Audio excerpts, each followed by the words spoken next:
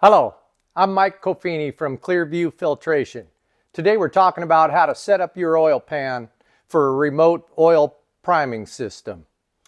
This motor here is going to be a test motor that we're going to put a priming system on, show everybody how to mount it, hook it up to a motor, run it, the complete front to back of the oil priming system, the benefits, and what to do, what not to do. First of all, we got to figure out where the fitting is going to go on the oil pan to be able to suck oil for the priming system.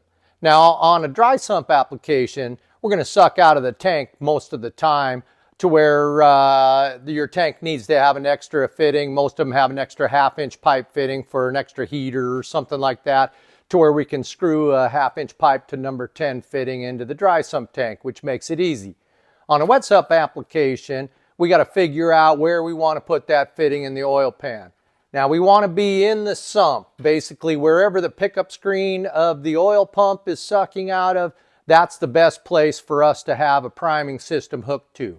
This oil pan, Mylodon steel pan, this is the one we're going to run on this motor. This one here, we took the windage tray out. It's got trap doors in here.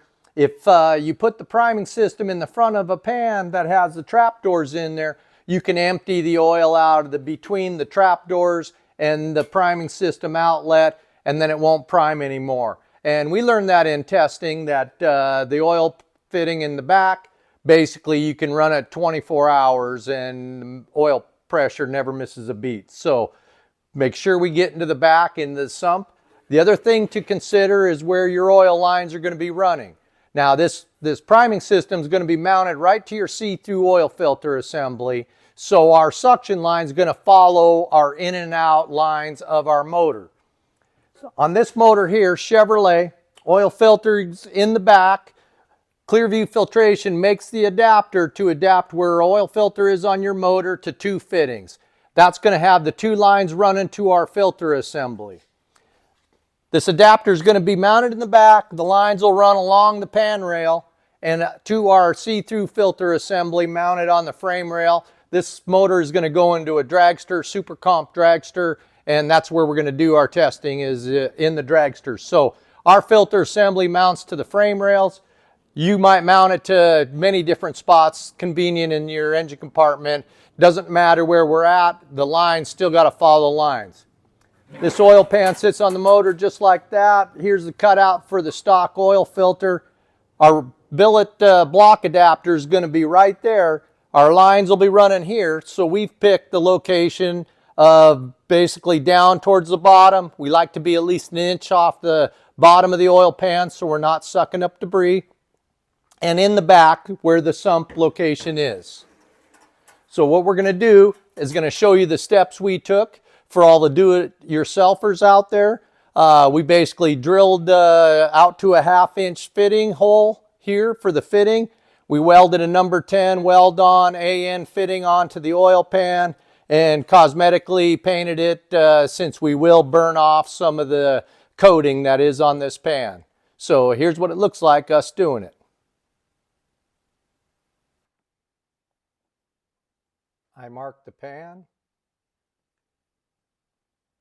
Marked it halfway in between the ribs.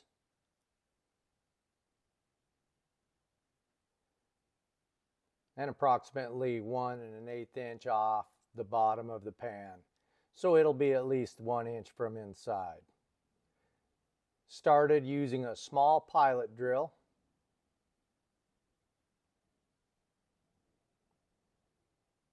With sheet metal, it's easier to go in stages. Drilled a small pilot hole. Then increased the size of the drill bit. Went to 3/8. The sheet metal sometimes grabs, so it's easier when you go up a little bit in sizes.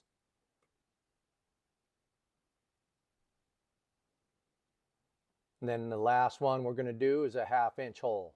Number 10 line is a half-inch ID line. So you want to make sure to drill it a half-inch hole through there.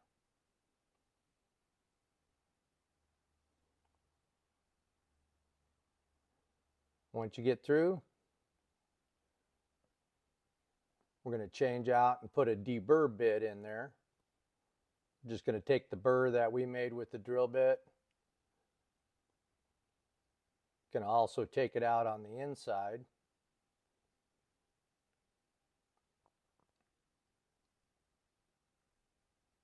Still a little sharp, take a little bit more. Done. Our 1/2 inch hole's ready for our fitting. Now the fitting, it's steel, clean steel, but the oil pan has that coating on there. So what we're going to do is we got to remove that coating so that we have a nice weld. So what we're going to do is we're going to take that fitting, line it up on that center. We're going to figure out where the outside of that fitting is. Just use a felt pen. The easiest way to do it, just take a felt pen, draw a circle around the outside. Basically, the felt pen mark is on the outside of the fitting, pretty much where the middle of the TIG weld's going to be. So we just remove a little bit of that coating around the fitting. That'll ensure that we have a nice clean weld, no pits, no way for any oil to leak. Just going to use a little die grinder bit. You can use a sanding cone. You can use anything that you want. You can use a hand file. This works a little bit easier in a time frame that doesn't take quite so long. And all we're doing here is getting rid of that coating so our weld will be against pure metal instead of that coating which causes pinholes in a weld. Takes a little bit of effort. I'm not going to take it all off all the way to the middle because it will burn off from doing that, and then we'll clean it out really good, and it'll be more than good for that fitting. Almost done.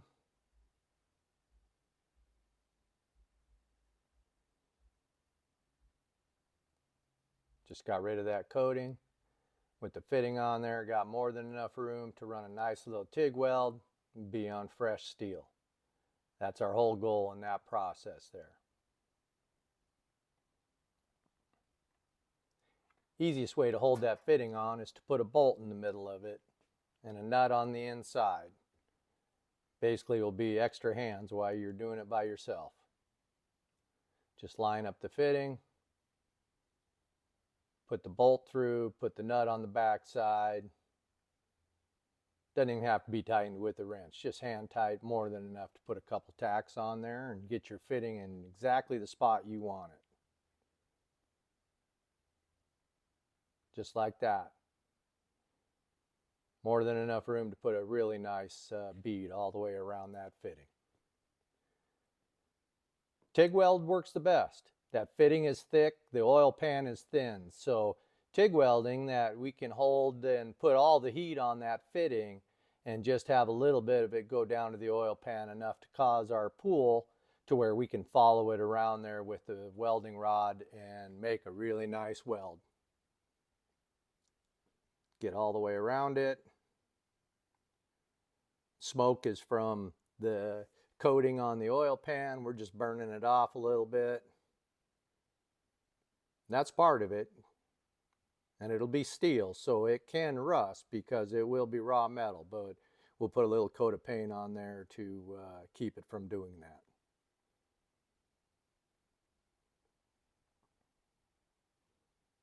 You can see really well if that fitting is going to seal when you're TIG welding. Afterwards, we'll clean off all the burnt coating. Use a little wire brush.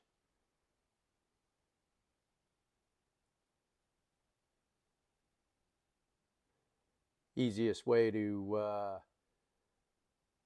get it painted up here is we're going to show you that we can just make a stencil out of a sticker real easy. And there's a completely TIG welded fitting. It will not leak. I can tell when I'm done welding. So we'll just take a sticker. I use paint cap, just cut a ring with a razor knife. Real easy deal. Take that sticker, Just cosmetically, it'll look nicer and won't have any rust if you ever get your car wet. Center it around that fitting.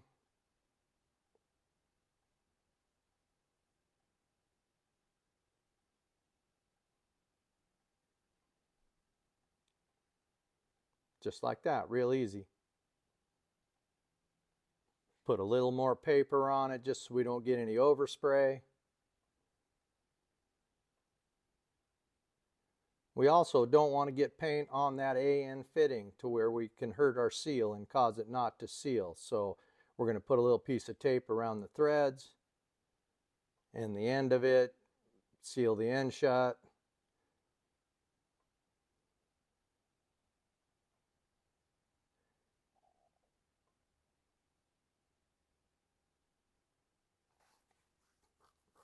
Couple seconds with a spray can.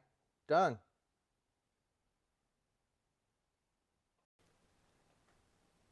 Well, it's that easy to put a fitting on your oil pan. A little more complicated if all your stuff's all together in your car. So next time that you have your motor out of your car, you should put a fitting in there. Get it ready for a priming system if that's something down the road that you might want to get.